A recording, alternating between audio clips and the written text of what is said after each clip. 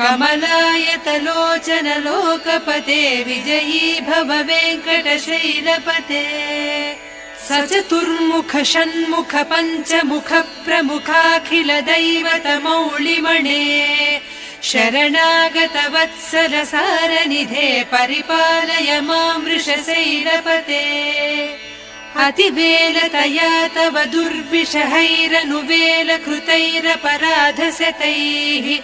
भरितं त्वरितं वृषशैलपते परया कृपया परिपाहि हरे अधिवेङ्कटशैलमुदारमतेर्जनताभिमताधिकदानरतात्